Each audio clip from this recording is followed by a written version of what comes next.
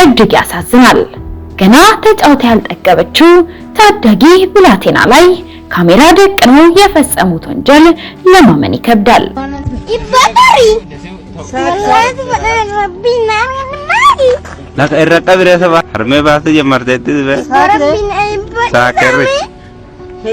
በጣም በሚያሳዝን ሁኔታ እንግዲህ እንደምታዩት 10 ዓመት ያልሞላትን ህፃን ካሜራ ላይ ደቅነው በሚያሳፍር ሁኔታ ጡታውታለች ጡቷን ሸው ከኋላ ደቅንባት የተባባሉ እንግዲህ እንደዚህ ያሰቃዩ የአዲስ ኪዳን ካህናት ቤተክርስቲያን መስራችና ባለራዕይ ሆነው አገልጋይ ዮናታን አክሊሉ ላይ የኢትዮጵያ ኦርቶዶክስ ተዋሕዶ ቤተክርስቲያን ምእመናኖች ዘመቻ ማስነሳታቸው ተሰምቷል። ይሄ ፓስተር ልኩን ላስገባው ኦርቶዶክሳን ሁላችሁ ማቅም ሰጡ ደምስሰከዋል አላስተረፍኩም ልኩን ላስገባው በግጥም ነው ልክ የምታስገባው ምንድነው ነገሩ? እንዲሁም በተጨማሪ የክራይስት አርሚ ዓለም አቀፍ ቤተክርስቲያን መስራችና ባለራዕይ የሆነው ነብዩ እዩ ጩፋን የተመለከተ መረጃ ይዘንላችኋል። ከነሱ ራዳር ውጪ ሆነ መምህር ከሆነ ሪጀክት ያደርጋሉ። ቤታችን አማላጅ አማለደቻቸው ማለት ነው። እመቤታችን ቅድስት ድንግል ማርያም እያለ ሲያወራ እውነት ነው የሚመስል። አሁን ይሄን ስብከት ነው ብለህ ስታስተምር ትንሽ እንኳን አታፍርም? የተደሰቱብኝም የተከፉብኝም ሰዎች ያሉና የተከፋችሁት የድሮ የኖማኛን ለሰከንድ አስቡት።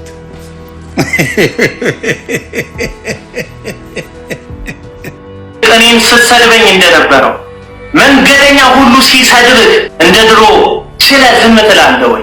ኢየሱስ ነካኝ ብለህ ጸጥ ትላለህ? ስርዓት ያዙ። ደሃ ለምን ያለው የምትሉ ሰዎች ስርዓት መያዝ አለባችሁ። ምስኪን ሰዎችን ለምን ያለው የምትሉ ሰዎች ስርዓት መያዝ አለባችሁ። ለዛውም ወንጌል ይዛችሁ ማለት አብይ አይሰርቅም፣ በፍጹም አይሰርቅም።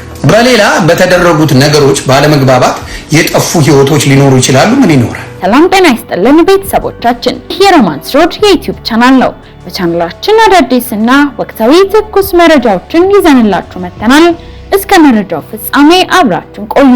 ቻናላችንን ሰብስክራይብ ያላደረጋችሁ ሰብስክራይብ በማድረግና የደውል ምልክቷን በመጫን አዳዲስ መረጃዎችን በፍጥነት ያገኙ።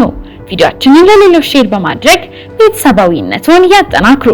ድንግል ማርያም ልጇን የተቆጣችበት አንድ ተረት ጋብዛችኋለሁ። ከዛም ተመልሰን እንመጣለን። ቶቶ ማርያም አዲስ አበባ ስትመረቅ አጼ ምኒልክ 4300 ምናምን በሬ አሳርደው ነበር። ስንት ሺህ? አሁን እንኳን በሬት አለ 4 ኪሎ ስጋም ጠፍቷል። እንኳን በሬው 4000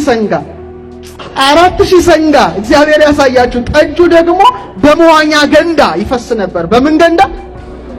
ሴቶቹ ደግሞ በዋቃው ላይ ለመውጣት በመሰላል ነበር የሚወጡት። ጸሐፌ ትእዛዝ ገብረስላሴ የአይን ምስክር ሆነው ያዩትን ነው የጻፉት። ወዲያው የእንጦጦ ሰማይ ጠቆረ ይላል። ሰማዩ ጠቆረ፣ እንደዚህ ፀሐይ አልነበረም። በጣም አስፈሪ ነገር ተከሰተ። ንጉሠ ነገሥቱ ጨነቃቸው፣ ድግሱ ሊበላሽ ነው። ወዲያው ጸሐፌ ትእዛዛቸውን ጠሩና ምን አሉት? በሌም ነግርህን ጻፍ አሉት። እየሰማችሁ ነው? ጻፈ። በሌህን ለቄሰ ገበዙ ስጣቸውና የት ያድርጉት? እመቤታችን መንበሩ ላይ ይቀመጣሉት። ወስደው መንበሩ ላይ ሲያስቀምጡት ኬት መጣ ሳይባል ነፋስ መጥቶ ደመናውን በትኖት እንደዚህ አይነት ፀሐይ ፈነጠቀ ይላል። ታላቅ ታምር እመቤታችን የሰራችው። በኋላ ንጉሠ ነገሥቱ ያጻፉት ደብዳቤ ወጥቶ ሲነበብ ምን ይላል? ድንግል ማርያም አንቺን ከመውደድ የተነሳ ቤትሽን ሰራው፣ አንቺን ከመውደድ የተነሳ ሰንጋው ጠጁ እንደዚህ እንዲሆን አደረኩ። አሁን ደግሞ ዝናብ መጥቶ ድግስሽን ሊያበላሽ ስለሆነ የዝናቡን ጌታ ልጅሽን ተቆጩ። የዝናቡን ጌታ በልስቲ ልጅሽን ተቆጩ። እመቤታችን አማላጅ አማለደቻቸው ማለት ነው። እመቤታችን ቅድስት ድንግል ማርያም እያለ ሲያወራ እውነት ነው የሚመስለው። ህዝቡ ምን ያደርጋል? እውነት ነው የሚመስለው። አሁን ይሄን ስብከት ነው ብለህ ስታስተምር ትንሽ እንኳን አታፍርም? ሼም የሚባል ነገር የለም። በእውነት ያሳፍራል እኮ። እኔ ስሰማ በጣም ነው ያፈርኩት። አሁን ይሄ ለትውልዱ ምን ያደርግለታል? ያንጸዋል፣ ወደ መንግስተ ሰማያት ያቀርበዋል፣ ወደ ስጋውና ደሙ ያቀርበዋል። ምን ያደርግለታል? እስቲ አሁን ይሄ ለትውልድ ጌታዋን የምትቆጣ እናት፣ አምላኳን የምትቆጣ እናት ልጅሽን ተቆጪው። ተቆጥታ ነው ዝናቡን የምታቆመው? ምን ብላ ነው የምትቆጣው ደግሞ? እናታችን እመቤታችን ቅድስት ድንግል ማርያም የጌታችን የመድኃኒታችን የኢየሱስ ክርስቶስ እናት ግን ምን እንደምትል ታውቃላችሁ? በሉቃስ ወንጌል ምዕራፍ 1 ቁጥር 47 ላይ ነፍሴ ጌታን ታከብረዋለች፣ መንፈሴም በመድኃኒቴ በእግዚአብሔር ሐሴት ታደርጋለች ነው የምትለው። የባሪያይቱን ውርደት ተመልክቷልና እነሆ ከዛሬ ጀምሮ ትውልድ ሁሉ ብፅዕት ይሉኛል። ብርቱ የሆነ እርሱ በእኔ ታላቅ ሥራን አድርጓልና ስሙም ቅዱስ ነው። ምሕረቱም ለሚፈሩት እስከ ትውልድና ትውልድን ይኖራል። በክንዱ ኃይልን አድርጓል። ትዕቢተኞችን በልባቸው ሐሳብ በትኗል። ገዢዎችንም ከዙፋናቸው አዋርዷል። ትሑታንንም ከፍ አድርጓል። የተራቡትንም በበጎ ነገር አጥግቧል። ባለጠግቦችንም ባዶ እጃቸውን ሰዷቸዋል። ለአባቶቻችን እንደተናገረ ለአብርሃምና ለዘሩም እስከ ምሕረቱ ትዝ ያለው እስራኤልን ብላቴናውን ረድቷል ትላለች እመቤታችን ቅድስት ድንግል ማርያም። እኛ እንግዲህ በመጽሐፍ ቅዱስ ጌታዬ ብላ የምታመሰግነውን እናት ነው የምናቆኘው። ትውልዱን የሚያንስ ትምህርት አስተምሩ የምታስተምሩ ከሆነ ካለበለዚያ ልቀቁ። አንተ ልጅ ኃጢአት ተሰረየችልህ ብሎ ኢየሱስ የተናገረው ጸሐፊዎችና ፈሪሳውያን ባሉበት ስፍራ ነው። በተለይ ጸሐፊዎችና ፈሪሳውያን ባሉበት ስፍራ እንደዚህ እንደማይባል እያወቀ ነው ኢየሱስ የተናገረው። ምን አይነት ጦርነትና ብጥብጥ እንደሚነሳ እያወቀ ኢየሱስ አንተ ልጅ ኃጢአት ተሰረየችልህ ብሎ ተናገረ። የጸሐፊዎችና የፈሪሳውያን ሥራ በዋናነት የሕዝቡን የሃይማኖታዊ ሁኔታ እየተከታተሉ መመርመር ነው። አዲስ አስተማሪ ሲያስተምር ከየት ነው የመጣው፣ የት ነው የተጠመቀው፣ የት ነው የተሾመው፣ ማን ነው የላከው፣ የት አባል ነው የማለት ስራ ነው የሚሰሩት። ከነሱ ራዳር ውጪ የሆነ መምህር ከሆነ ሪጀክት ያደርጋሉ። የህዝቡን ሃይማኖታዊ ሁኔታ እንዲከታተሉ ኦፊሻሊ ስልጣን የተሰጣቸው ሰዎች ናቸው። የህዝቡን ደህንነት ለመከታተልና ለመቆጣጠር ነው የተገኙት። እነዚህ ሰዎች ባሉበት ስፍራ አንተ ልጅ ኃጢአት ተሰረየችልህ የማይባል ነገር ኢየሱስ አለ።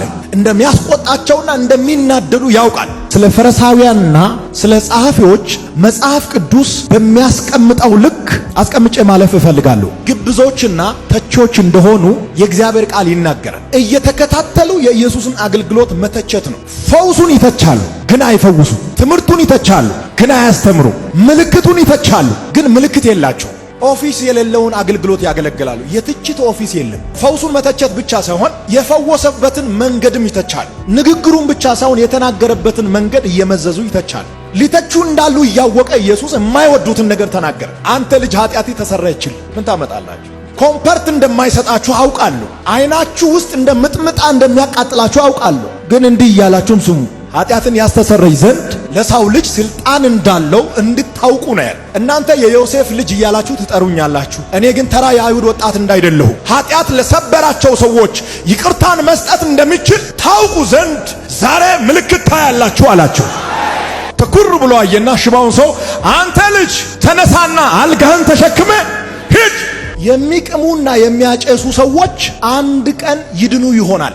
የሚተቹ ሰዎች ግን ለዘላለም አይድኑ። እንዴት አልክ ካላችሁኝ፣ ፈሪሳውያን አልዳኑ። እየተቹ ጌታን ሳይቀበሉ ሳይድኑ ሞቱ። ዛሬ ክለብ ውስጥ ባሉ ሰዎች ላይ ተስፋ አለኝ። አንድ ቀን ወደ ጌታ ይመጡ ይሆናል። ለትችት የተሰማሩ ሰዎች አይድኑም፣ ወደ እግዚአብሔር መንግስትም አይገቡም። ለምን ካላችሁኝ፣ ፈሪሳውያንና ጸሐፊዎች አልዳኑም።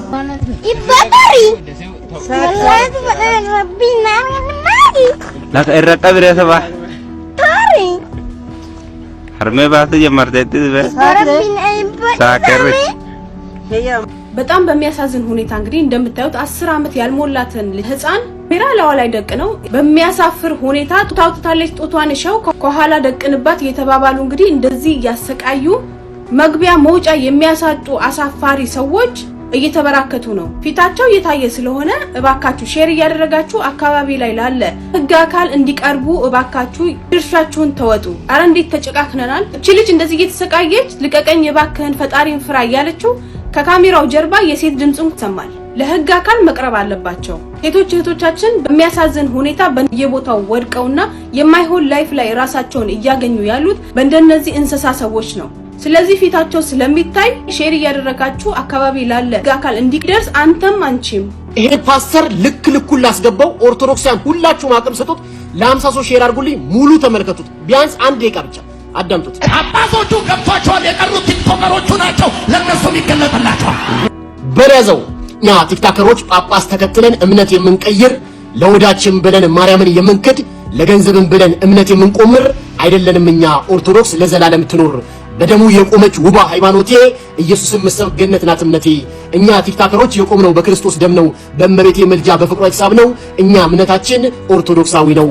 ደምስ ዘከዋላ አላስተረፍኩም። ልክ ልክ እናስገባው አለ። በግጥም ነው ልክ ልክ የምታስገባው ምንድነው ነገሩ? ወንጌል ልክ ልክ የማስገባ ጉዳይ ሳይሆን እውነትን የመግለጥ ጉዳይ ነው። ወንድም የተረጋጋ፣ በጣም ተረጋጋ፣ እጅ ላይ እንዳይጎዱ። አባቶቹ ገብቷቸዋል። የቀሩት ቲክቶከሮቹ ናቸው። ለነሱ ይገለጥላቸው በደምጡና አሜን። የቀሩት ቲክቶከሮቹ አብይ አይሰርቅም፣ በፍጹም አይሰርቅም። በሌላ በተደረጉት ነገሮች ባለመግባባት የጠፉ ህይወቶች ሊኖሩ ይችላሉ። ምን ይኖራል? አብይ ግን ሌባ አይደለም። አንድ መሰክርለት እሱ ነው። አብይ ሌባ አይደለም። ክርስቶስን ያመልካል። ያ ጸሎት ያደርጋል፣ በደንብ ይጸልያል። አሮን ነው። በጸሎት ልታሸንፉት ትችላላችሁ። ምናልባት የተሻለ እናንተን የሚሰማ አምላክ ካለ በጸሎት ታሸንፉታላችሁ እንጂ ማናችሁም አሁን በምትሄዱት አካሄድ አንድ ሰው ማያሸንፈው አየሁት። አንድም ሰው ለምን ከራስ ጋር እንኳን አልተስማሙ። ሰላም ሰላም ሰላም፣ እንዴት ናችሁ? ክብሩ ይስፋ፣ ሰይጣን ይደፋ፣ ሁሉ ሰላም። ትላንትና እግዚአብሔር የተመሰገነ ይሁን ከማይረባው ዓለም ወደ ክርስቶስ የግል አዳኝነት ወደ ክርስትና እንድመጣ እግዚአብሔር ስለረዳኝ እግዚአብሔርን አመሰግነዋለሁ። የተደሰቱብኝም የተከፉብኝም ሰዎች አሉና የተከፋችሁት የድሮ የኖማኛን ለሰከንድ አስቡት።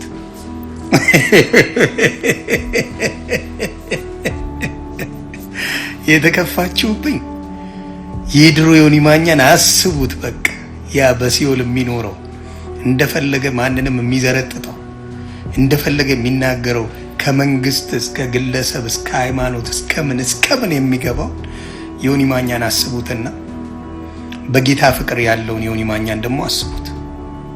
ስለዚህ የጌታ ፍቅር ሲኖር ጌታ በልብ ሲገባ ነገሮች ሁሉ ይገላበጣሉ፣ ነገሮች ሁሉ ይቀየራሉና ክብሩን እሱ ይውሰድ። በተለይ የሴት ነብይ የለም ምናምን ለምትሉ ወንድምና እህቶቼ በትልቁ የሴት ክብር ነው። እኔ እወዳለሁ፣ እናቴን እወዳለሁ፣ እህቶቼን እወዳለሁ። የሴት ክብርን በጣም እወደዋለሁ። ሴቶች በብዛት ኢትዮጵያ ላይ የሚገፉ ናቸው። ዓለም ላይ ወንጌል በጣም ጀግና የሆኑ ሴቶች ይሰብካሉ። ወንጌል በሁሉም ይሰበካል። ወንጌል መጽሐፍ ቅዱስ እንደሚለው የሰው ልጅ ባያመሰግነኝ ድንጋይ አፍ አውጥቶ ያመሰግነኛል፣ ድንጋዮች ይናገራሉ ያለው ነው። እንኳን የምንወዳቸው እህቶቻችን፣ እናቶቻችን፣ ጓደኞቻችን የሆኑ እህቶች ቀርቶ ማለት ነው። ስለዚህ ሁሌ ከመንቀፍ ወጥተን ምንድነው ቃሉ ብለን ብንሰማ የምናየው ነው። ሲያለቅሱ ነበር ሴቶቹ። የኔ በጌታ መሆን የኔ መዳን ያስጨነቃቸው የጸለዩልኝ ብዙ እህትና ወንድሞች አሉ። ስለዚህ አሁንም ማንም በክርስቶስ የሆነ ወንድምና እህቴ ነው። ማናቸው ቤታዩ አስቃኛለች። ዮኒ ማኛ ሻንጣ ይዤ ልመጣ ነው ምናምን እያለች ነው። ኖ ጌታ ጥሪ ነው። እግዚአብሔር ይፈልገናል። ሁሌም ልጆቹ ነን። ሁልጊዜም ለኛ ሁልጊዜ ልጆቹ ነን። ግን ጥሪያችን የተለያየ ነው። ጥሪያችን ይለያያል ማለት ምንድነው? እሱ ከልብ ከፈለግን ሁሌ እሱ አለ።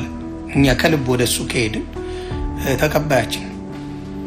ስለዚህ ማንንም እኔ ጀጃ አላደርግም። የነበርኩበት ህይወት ስለሆነ ለዛ ነው ብዙም አይሰማኝና ትልቅ ምስጋና ትላንትና ወንድምና እህቶቼ ያላ የቲክታክ ጊፍቱ ምናምን ተውት። ምክንያቱም እሱ ተሳድበንም ከዛ የበለጠ ብዙ ነገር ብዙ ኃጢአት ስራ ሰርተን እንኳን በጊፍት የተጥለቀለቅን ሰዎች ነን።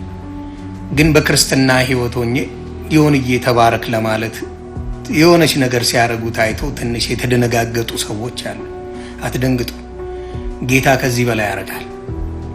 ከዚህ በላይ ጌታ ያደርጋል። ብዙ ነገር ሁሉ ነገር የሱ ስለሆነ ማለት ነው። ሁሉ ነገር የጌታ ኢየሱስ ክርስቶስ ስለሆነ የኔ ዳኛ የኔ የይሁዳ አንበሳ የኔ አምላክ ስለሆነ ስለኔ ኃጢአት እሱ ስለተሰቀለልኝ ስለሞተልኝ ስላዳነኝ እቺ ነገር ለሱ ኢመንተናት። ስለዚህ ወንድምና እህቶቼ አሁንም ምላችሁ ምንድነው ጊዜው ሳያልፍ በየትኛውም እኔ አሁን ጴንጤን አይደለም የተከተልኩት እኔ ክርስቶስን ነው። ጠይቋቸው ጴንጤዎች ዮኒ ማኛ ምንድነው የሆነው ጌታን ተቀበለ ነው የሚለው። ጠይቀው የትኛውን ጴንጤ ያምጣና ዮኒ ማኛ ምን ሆነ ጌታን ተቀበለ እንጂ ሃይማኖት ተቀበለ አይሉም ብለውም ማያውቁም ወደፊትም አይሉ። ሲጠይቁ መንገድ ላይ ጌታን መቀበል ትፈልጋለህ ወይ የግል አዳኝ አድርገህ ብለው ነው የሚጠይቁህ እንጂ ና ወደ ጴንጤ የሚል አንድ ጴንጤ አታመጣ። ና ጴንጤ አይልም ነው ጌታን ተቀበል ነው የሚለው። ስለዚህ ጌታን ከተቀበል ክርስቲያን ትሆናለህ፣ የጌታ ልጅ ትሆናለህ፣ የእግዚአብሔር ልጅ ትሆናለህ። ይሄ ነው። ስለዚህ ለሌሎቻችሁ የምምለው ወንድምና እህቶቼ በጌታ ስትሆኑ ይሄ ዘፈኑ ምንም ነገር አይመስላችሁ። ሌላው ምንድነው እምጸልይላችሁ ወንድሞች አሉ። እዮዳብ እኔ ጸልይልሃለሁ፣ እግዚአብሔር ምስክሬ ነው የምልህ። ለአንተ ጸሎት አደርጋለሁ፣ ለጂጂ ጸሎት አደርጋለሁ፣ ለቤታዮ፣ ለሮሚ፣ ለልዕልቲ፣ ለሌሎችም፣ ለዳልቻ፣ ለሌሎችም ወንድምና እህቶቼ ጸሎት አደርጋለሁ። ማለት ይኖ በክፉ ቃል ለተጠመዱ ሰዎች እንትን አለላለሁ። ገንዘብ ነው ህይወት ነው የመቀየረው። ከዚህ በኋላ ገንዘብ አይደለም። የብዙ ህይወቶች ወደ ጌታ እንዲመጡ ምክንያት ሆናለሁ። እንደ ሳኦል አሳዳጅ ነበርኩ፣ ኃይለኛ አሳዳጅ ነበርኩ።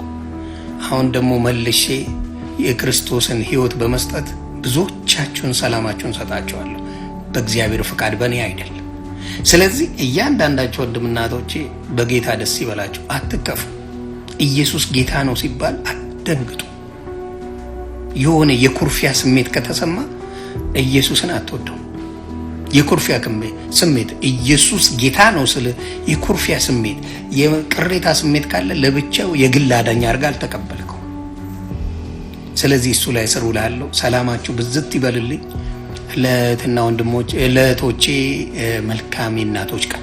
እኔ እናቶች ቀን ሁሌ ነው ብዬ ነው የማስበውና እግዚአብሔር አምላክ የፈጠረውን ቀን ነው እህቶቻችንን በማሰብ እናቶቻችንን በማሰብ እንትን ማለቱ ከባድ ነው ብዬ አላስብምና የኔ አንድ ቀን ለእናት ይበቃታል የምለው እምነቱ የለኝም። ሁሌ እናቶቻችንን እናስብ። በተለይ እናትን ለሚሰድቡ ወንድሞች ወይም እህቶች አሮን ነው እኔን ስትሰድበኝ እንደነበረው መንገደኛ ሁሉ ሲሰድብህ እንደ ድሮ ችለህ ዝም ትላለህ ወይ? ኢየሱስ ነካኝ ብለህ ጸጥ ትላለህ ወይ? እኔ ቪዲዮ ከፍተህ ሰድበኛል ብዙ ጊዜ 3-4 ጊዜ። አንድ ጊዜ ያቺ ሴት ቡካ የምትባል ሴትዮን ሞዴሬተር ናት አንተ ጋር ለሷ ብለህ ሁሉ ሰድበኛል። እኔ ሙልጭ አድርገህ ሰድበኛል። ስትሰደብ ዝም ትላለህ ወይ? 24 ሰዓት ሰዎች አንተን ስም እያጠለጠሉ ስምህን እያወደቁት ያስችልካል ወይ? መራገጥ ታቆማለህ ወይ? ግርሃን ሲመጡ እኔ እኮ በጣም እኮ ነው ያሳቀኝ። ይኸውላችሁ ሳትበስሉ ወንጌል አትስበኩ ብላችሁ ዮኒ ማኛ አንድ ስብከት ሰማሁ፣ በጣም ያሳቀኝ። እዩ ጩፋን ተመልከቱ ይላል ዮኒ ማኛ የሆነ ስብከት ላይ እየሰበከ እዩ ጩፋን ተመልከቱ፣ ካራቴ ይችላል። እዩ ጩፋ ካራቴ ይችላል።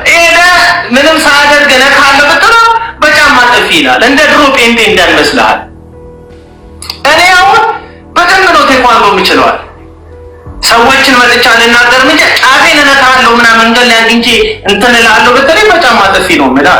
ኖ ብራዘር፣ ክርስትና አይቀየርም። 2000 ዓመት አልፎታል። የኢየሱስ ትምህርት አይሻሻልም። ግራ ለሚመታ ቀኝን ስጥ አይሻሻልም። ወዳጆቼ ከብዶን ብንጣላ እንኳን ልክ አይደለም። ከብዶን እንዱ ጸጋው ደግፎን የእግዚአብሔር አቅም ረድቶን ችለን ከታገስን ጥሩ ነው።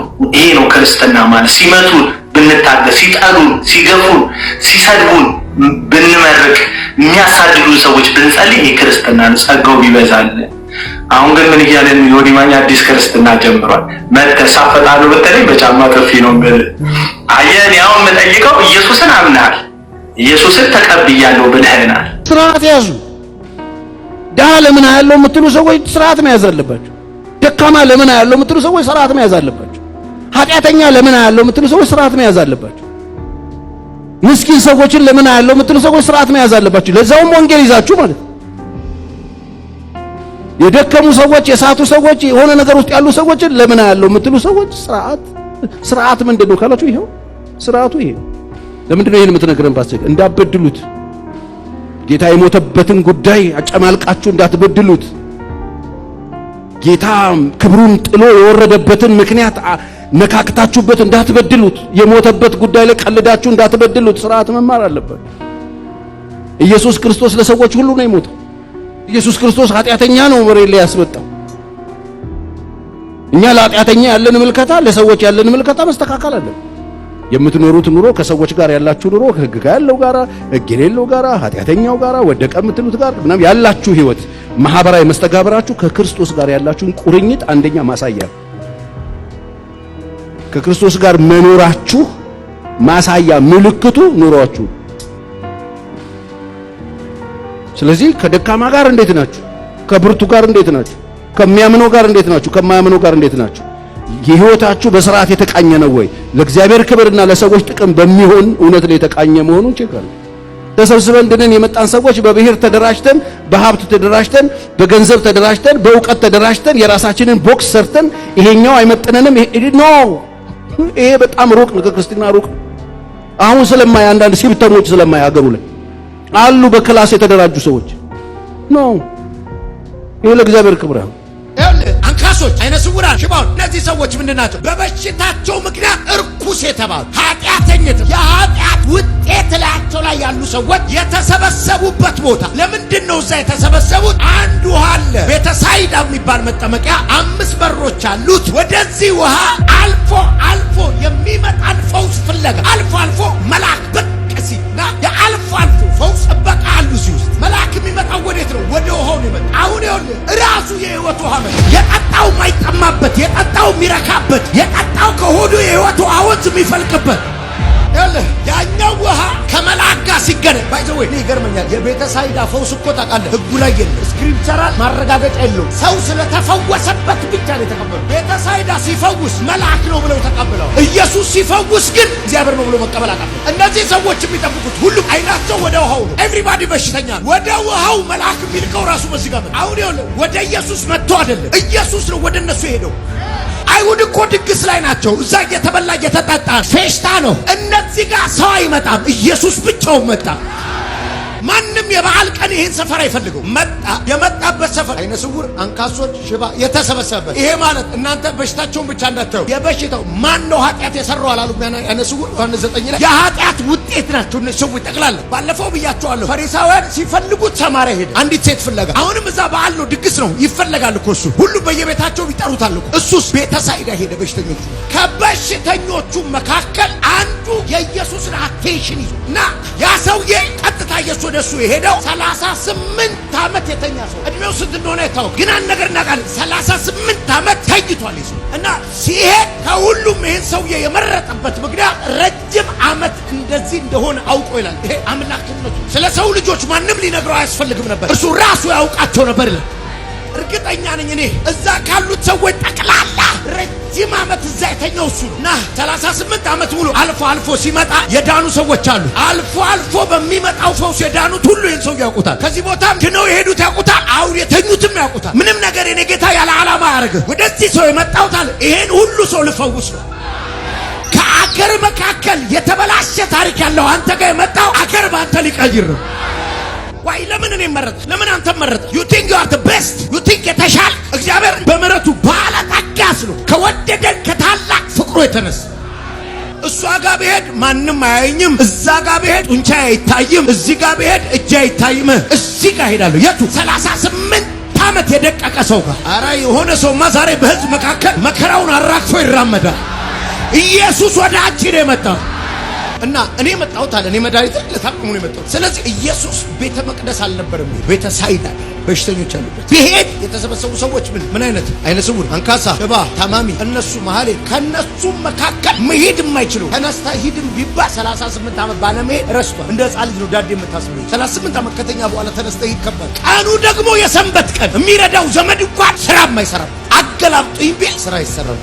ሰንበት እና ይሄ ሰውዬ ለሽንት ቤትም እርዳታ ቢፈልግ ለመብላትም እርዳታ ቢፈልግ 6ቱን ቀን ነው የሚጠቀም። 7ኛው ቀን ላይ ራሱን ኮንትሮል አድርጎ ነው የሚያሳልፍ። ሰንበት ነው። ማንም ሊረዳው ይችላል። ማንም ስራ ይሰራ። ከቤተ ሳይዳ 38 ዓመት ካልሄደም ሰውዬ ጋር ስራ የማይሰራበት ሰው በማይረዳው ሰንበት ቀን መጣ። ታዲያ ይሄን ኢየሱስ ነው ጀግና ይፈልጋል የምትለው? ይሄን ኢየሱስ ነው አስፈራርተህ የምትነግረኝ? ይሄን ኢየሱስ ነው ስትጠነክር ነው የምታገኘው የምትለው? ከዛ መጥቶስ ምን አለው? ልትድን ትወዳለህ ማለት ተመችቷል ወይስ እንዴ? ልትድን ትወዳለህ? ሰው የለኝም። አሁን ይኸውልህ የሚያወራው ሰውየው ምንድን ነው? የመዳኛ ጣቢያው ውሃው ነው እያለ ልትድን ትወዳለህ? አዎ ማበላትነስ አልጋህን ተሸክመሽ ሂድ አለ። አሁን ባይዘው ይሄ ሰውዬ እርግጠኛ ነኝ እነሳ ብለዋል። የተነሳ ተነስ የሚለው ቃል ተነስ ሲል ሰው አላል ዝርቅት አለ። ሳያውቀው አልጋውን ይዞታል ራሱ። አይነ ተነብይ ነው መንፈስ ይሰማል። የሆነ የተኛ ነገራችሁ ይነሳ። ቢዝነስ ላይ ተነብያለሁ ተነስ። ጤና ላይ ተነብያለሁ ተነስ። ለብዙ ዓመት የተጋደመ ነገር ተነስ። ለዓመታት አልንቀሳቀስ ያለ ተነስ። 38 ዓመት ስታክ ያደረገ ነገር ተነስ። 38 ዓመት ካዩ ቦታ ያጧ ለዓመታት ከሸመደዱ ሰፈር ያጧ። በእስልምና አንድ ሙስሊም ክርስቲያንን ወይም ደግሞ አይሁዳዊን ካልገደለ መንግስተ ሰማያት የመግባት እድል አያገኝም። ምንድነው የሚሆነው? ሲኦል ነው የሚገባው ወይም ሄል ፋየር ነው የሚያገኘው ማለት ነው።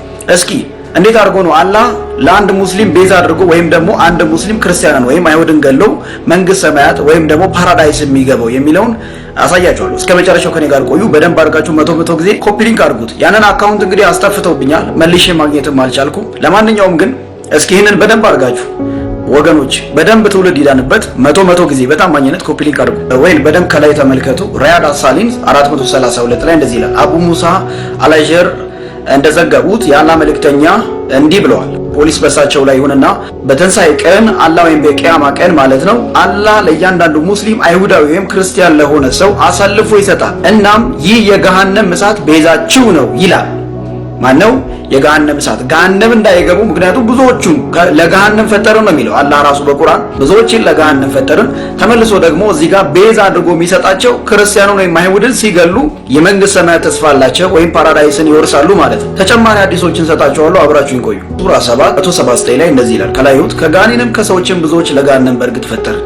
ከጋኔንም ከሰዎችም ያው የጋኔኖች ምዕራፍ 72ኛው ምዕራፍ የሚያምኑ ጋኔኖች አሉ። የሚያምኑ ሙስሊም ጋኔኖች ወይም አጋንንቶች አሉ። እነዚህ አጋንንቶች ደግሞ ለሙስሊሞች ወንድምና እህቶች ናቸው። ወደፊት ጾታቸው ይለያል ተብሏል። እንግዲህ ጾታቸውን እንጠብቃለን። ብዙዎች የተፈጠሩት እንግዲህ ሙስሊሞች ለገሃነም ነው። ከዚህም አንፃር ነው ቤዛ አድርጎ ክርስቲያኖችን ሰጥቶ አላህ እንትን አድርጎ አስገድሏቸው ማለት ነው። ሙስሊሞች እነሱን በመግደል ደግሞ ሺፍት አድርገው ወደ መንግስተ ሰማይ ይገባሉ ማለት ነው። በእነሱ እንግዲህ ወደ ጀነት ይገባሉ ማለት ነው። ሁለተኛውን አዲስ መረጃ ልስጣችሁ። ሳይ ሙስሊም 2767 ኤ ላይ አቡ ሙሳ እንደዘገቡት የአላህ መልእክተኛ ፖሊስ በሳቸውንና እንደዚህ ብለዋል። የቂያማ ቀን በሆነ ጊዜ አላህ ለእያንዳንዱ ሙስሊም አይሁዳዊ ወይም ክርስቲያንን አሳልፎ ይሰጣል። አሳልፎ በመስጠት እና ይህ ከገሃነም እሳት መዳናችሁ ነው። ከገሃነም እሳት የምትድኑት በምንድን ነው? ቤዛ በመሆን ክርስቲያኖችን ቤዛ አድርጎ በመስጠት ለእያንዳንዱ ሙስሊም ማለት ነው። በመግደል ማለት ነው። በማረድ ማለት ነው። በቀጥታ አማርኛው ሱራ 9:30 መመልከት ይቻላል። ሱረቱል በቀራ 2ኛው ሱራ ላይ መመልከት ይቻላል። በማጥፋት በመርገም በመራገም ክርስቲያንና ሙስሊሞችን በማጣላት ሃይማኖታቸውን እስክትከተሉ ድረስ ክርስቲያኖችና አይሁዶች አይወዷችሁም በማለት ጠብን በመዝራት የኛ አምላክ ደግሞ ጠብን በመከላከል መጽሐፈ ምሳሌ ምዕራፍ 6 ከቁጥር 16 ጀምሮ ማንበብ ይቻላል። ጠብን ይከለክላል የኛ አምላክ። የነሱ አምላክ ደግሞ አላህ ጠብን ይዘራል በክርስቲያኖችና በእነሱ አማኝ በሚባሉት ሙስሊሞች መካከል ማለት ነው። እዛም ክርስቲያኖችን በማስገደል ነው ሙስሊሞችን መንግስት ሰማያት ሊያስገባቸው የሚፈልገው። ሃይማኖት ገዳይ ነው። ኢየሱስ የሌለበት ሃይማኖት፣ ጌታ ኢየሱስ የሌለበት ሃይማኖት ነፍሰ ገዳይ ነው። ወገኔ ንቃ። አላህ አምላክ አለመሆኑን የምታውቁት በዚህ ነው። የራሱን ወገን ብዙዎቹን ገና ሲፈጥር የኛ አምላክ ለገሃነም ሰውን ፈጥሮ አያውቅም። እግዚአብሔር አምላክ ሰውን በመልኩ እንደ ፍቃዱ ነው የፈጠረው እንጂ አላህ ከስፐርም ከሚገማ ጭቃ ከሚቀለጨለጭ ሸክላ ከረጋ ደም ከውሃ እያለ የቀባጠር አልፈጠረም። የኛ አምላክ በመልኩ እንዳምሳሉ እንደ ምሳሌው ነው የፈጠረን። ዘፍጥረት ምዕራፍ 1 ቁጥር 26 መመልከት በቂ ነው። የኛ አምላክ ሲፈጥረን ሊገለን አይደለም ወይም ለገሃነም እሳት አይደለም ይፈጠረን ወይም በምርጫችን ነው ወይ ገሃነም ወይ ሲኦል ምንገባው ወይ መንግስት ሰማያት ምንገባው ማለት በራሳችን ምርጫ ነው። እንደ መጽሐፍ ቅዱስ ፍሪ ዊል አለው የኛ አምላክ። የእናንተ አምላክ ፍሪ ዊል የለም። ያልተከተሉትን በመግደል በማሳደድ በቆሙበት ቦታ ጭንቅላቱን ከአንገቱ በላይ መታ። የእናንተም ነብይ የሚባለው ሐሰተኛው ነብይ መሐመድ ማስገደል ነው። ሰዎችን በማስገደል ነው የሚታወቅ። አብዛኛው ሴቶች ገሃነም ነው የሚገቡት ብሎ የሚናገር ነው። እስልምና ተስፋ የለውም ያልኩት ለዚህ ነው። በቂያማ ቀን ተስፋችሁ እኛ ነን። እኛን ካልገደላችሁ መንግስተ ሰማያት አትገቡም ብራዘር። ጌታችን ኢየሱስ ክርስቶስ ግን እኔ ከአብርሃም በፊት ነበርኩ፣ እኔ ሕያው የእግዚአብሔር ልጅ ነኝ፣ እኔን ያየ አብን አይቷል፣ እኔ እውነት መንገድ ሕይወትም ነኝ፣ እኔ የዓለም ብርሃን ነኝ፣ እኔ የሕይወት እንጀራ ነኝ እያለ ብዙ ነገር ተናግሯል። ዛሬ ብታመልጥ ነው የሚሻልህ ከክርክር ወጥተህ። የአንተ አላህ የሚፈልገው ክርስቲያንን ገለ መንግስተ ሰማያት እንድትገባ ነው። ዛሬ ብታመልጥ እላለሁ። ወደ ጌታችን ወደ ኢየሱስ ነው። ይህንን ዋጋ በነፃ አግኝ። እግዚአብሔር በነፃነት ምርጫን ሰጥቶናል፣ ፍቃድ ሰጥቶናል። ለዚህ ነው የፍቃድ አምላክ ነው የኛ አምላክ፣ የሚያስገድደው ነገር የለም። እናንተ ግን አምላክ ሃይማኖት ማስገደድ የለም ይልና ሱረቱል በቀራ ላይ ተመልሶ ደግሞ በሃይማኖት ያስገድዳል። ምን እያለ? የካዱትን ጭንቅላቱን በል እያለ ማለት ነው። ስለዚህ የመዳን ምርጫ እየሰጠው ነው። ኢየሱስ ይወድሃል። ጌታ ኢየሱስ ሞቶልሃል። እርሱ ብቻ ነው የዘላለም ሕይወት ሊሰጥህ የሚችለው። ማንም እኔ መንገድ እውነት ሕይወት ነኝ ብሎ አያውቅም። መልአክ ተገለጠልኝ ብሎ በልቤ ላይ አወረደልኝ ቁርአን ብሎ ሲሰክስህ እድሜ ልክን እንዲህ ያለ ሲጫወትብህ ይኖራል። ስለዚህ የገሃነም ራት ከምትሆን ዛሬ ነፍስን አድን ወንድሜ፣ ነፍስሽን አድኝ እህቴ። ክርስቲያኖች በደንብ መቶ ጊዜ ኮፒ ሊንክ በማድረግ ቪዲዮ ስለሚያስጠፉ ይህንን ወንጌል አብራችሁኝ አገልግሉ።